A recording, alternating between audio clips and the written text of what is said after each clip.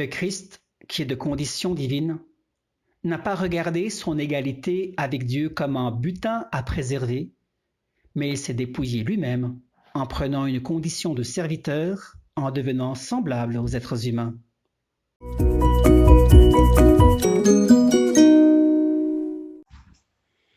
L'épisode de Covid que nous vivons depuis le printemps dernier impose à chacun de nous des privations et des restrictions. Ne plus pouvoir se réunir comme avant, devoir se tenir à distance, mettre des masques, et bientôt même en forêt, qui sait. Le climat est particulièrement anxiogène depuis des mois, et la litanie des chiffres sans complaisance en rajoute une couche chaque fois. Et alors que d'aucuns se morfondent sans mot dire sur leur sort et accueillent ces mesures sanitaires comme une fatalité sans réfléchir plus loin, il y en a d'autres, au contraire, qui ont l'impression qu'on les tient prisonniers, qu'on les prive de leurs droits, du moins de leur liberté. Alors, si je vous livre tout cela, ce n'est pas pour vous bassiner encore et encore avec des considérations pseudo-politiques et philosophiques, ou carrément complotistes.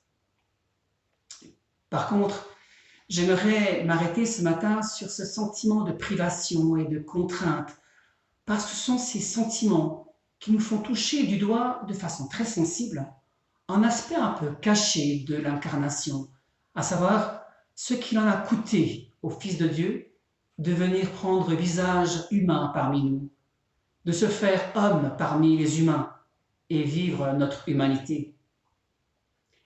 Il y a pour lui un réel abaissement, et les textes bibliques sont nombreux à le rappeler. Il a accepté de se faire serviteur, lui, le maître de l'univers.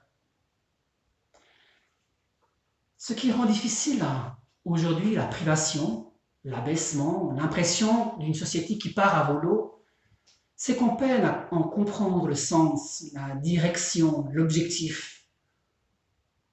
La différence avec l'incarnation du Christ, avec cet abaissement de Dieu en serviteur, c'est que ce serviteur-là, Jésus de Nazareth, n'a rien perdu de sa dignité de fils du Père.